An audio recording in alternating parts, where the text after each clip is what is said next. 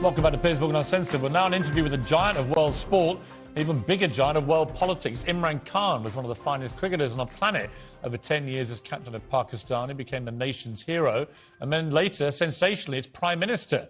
But he was deposed after losing an acrimonious confidence vote in April. So I began by asking for his verdict on the British Prime Minister, who, of course, has just about survived his. I keep telling our people in Pakistan that this would not even have made news here. You know, in time of COVID-19, Prime Minister having a drinks get-together after work would not even have made news here. Because we also, unlike the rest of the world, we also had to cope with COVID-19 and all the restrictions. So, you know, here people can't understand what's going on, but I understand, and in one way, this is one thing which I feel that the reason why British parliamentary system works, whereas apart from non-Anglo-Saxon countries, it doesn't work because of the very high level of moral standards you expect from your leadership. Unfortunately, it doesn't work in other countries where they do not have the level of moral standards that you expect from your parliamentarians. Right. I mean, I think the issue here really is not about partying. It's about the hypocrisy and double standard of a Prime Minister who himself was fined by the police for breaking his own lockdown rules. And over 80 of his own Downing Street staff were also fined by the police. And it's the brazen double standard of a group of people that were ordering the British public not to even go and see dying relatives, dying from COVID in hospital. They couldn't do that. And at the same time, the people making those very draconian rules were brazenly breaking them themselves. I think that's the issue. What stood out in Britain was the high level, I repeat, of moral standards you expect from your leadership.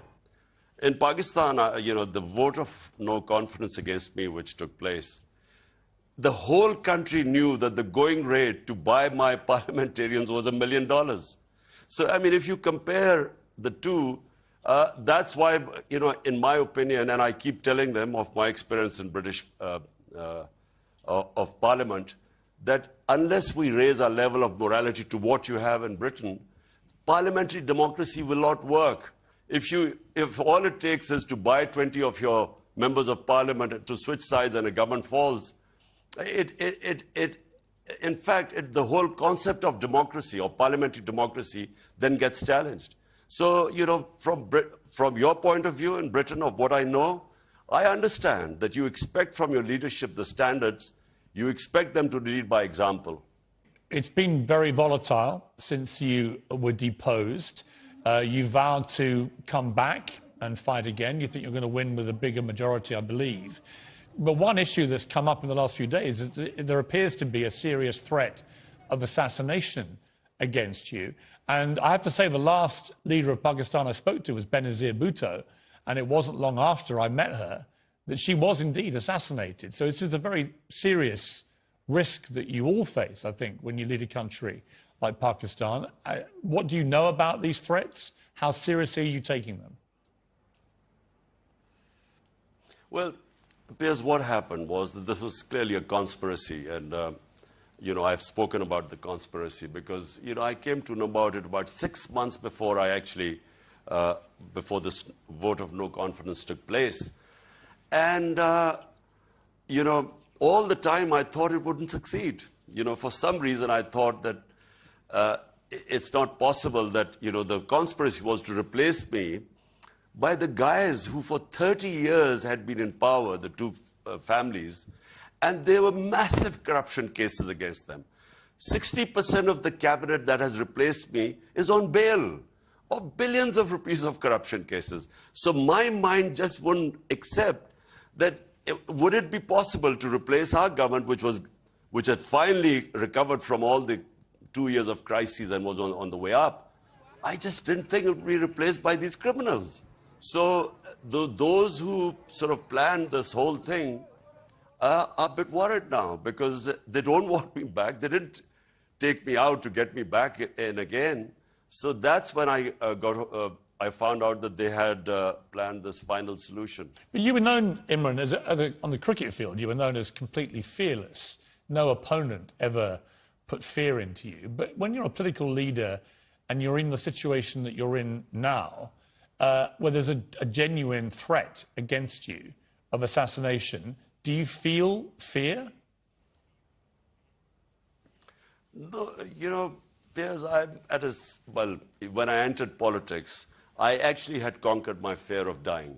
Otherwise, I would not have entered politics, because I came in to stand up against the entire status quo. I came to fight corruption. Today, the entire political spectrum, 16 parties on one side and I'm on the other side. And because this was the status quo, which is 60 years of our last 62 years, half has been ruled by military and half by these two families. So I came to fight these two families. And this is really what I've done. And they have made so much money out of this that they obviously, clearly someone like me is a threat. And that's why this foreign-backed conspiracy involving local players took place. Now, I know that they would try to... My life has had various threats over a period of time. But this time, I found out about this conspiracy, so I went public. The reason, I have no fear of dying, but it was important to let those guys who were planning, to let them know that I know. Right. It was actually, in a way, a form of protection. Well, on says the next Imran Khan on meeting with Vladimir Putin just hours after Russia invaded Ukraine. Does he now regret doing that? I promise you, I had no idea. I do not believe what Putin has done of trying to find a military solution in Ukraine. If I were advising President Putin, I would not have gone there.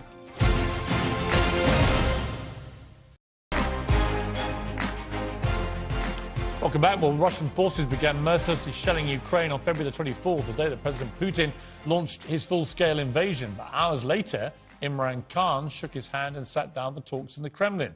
How does he justify that? Does he now regret it? I promise you, I had no idea. I arrived the night before. I was only there for one night.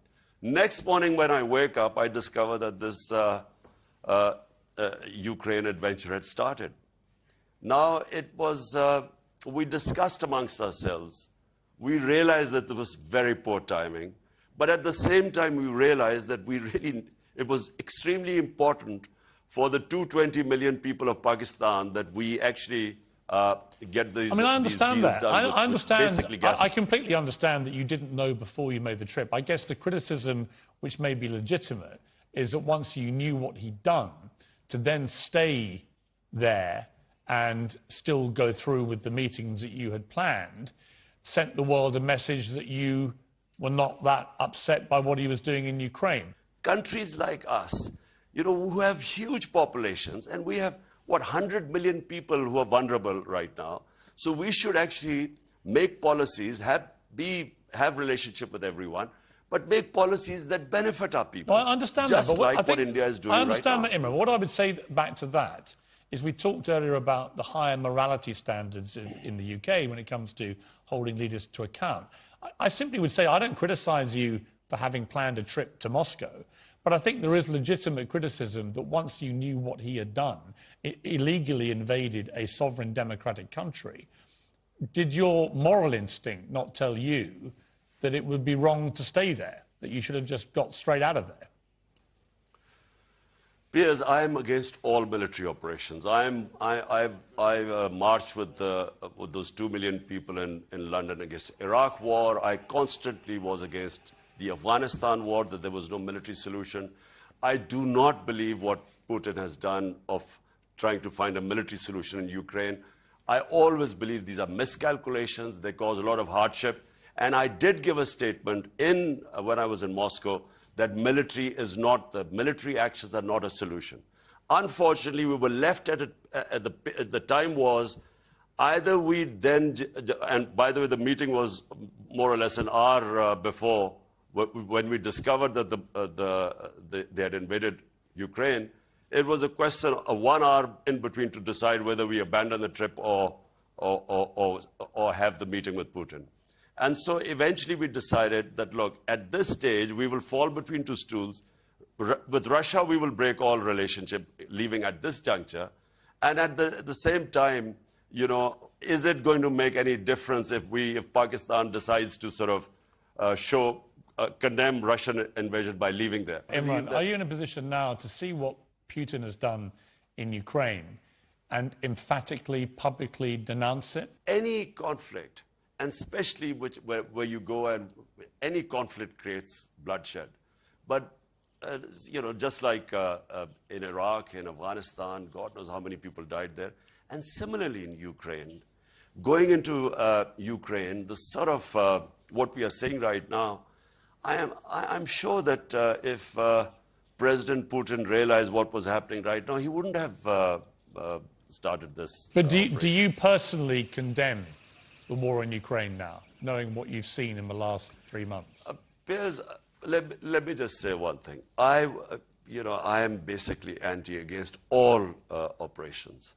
So if you want to ask me a question, do I condemn what is happening in what happened in Iraq? I thought it was wrong, and I would condemn that. Afghanistan, U.S. going in and then staying. Okay, once they got decimated Al-Qaeda in the first year, what was the purpose of staying there for the next 19 years? So it was a useless war. And yes, if I would advising President Putin, I would not have gone there. And yes, a war that creates bloodshed, and which it is, and collateral damage and civilians, yes. Let me ask you about Afghanistan, because from the moment the Americans led the rather dramatic and chaotic, and many think disastrous, overnight pullout from Afghanistan of its forces, it seems the Taliban have basically wrestled back control of the country at record speed and are now going back to running the country how the Taliban did before, notably with severe oppression of women in Afghanistan. What is your view of that? Because you've been broadly supportive, I think, of the Taliban being able to run the country again, but are you supportive of the way they treat women there?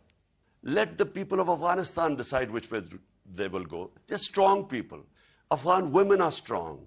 In my opinion, given a chance, you will see them asserting their rights. But the last thing we should do is try to interfere in people with the Afghan government. They're very proud people.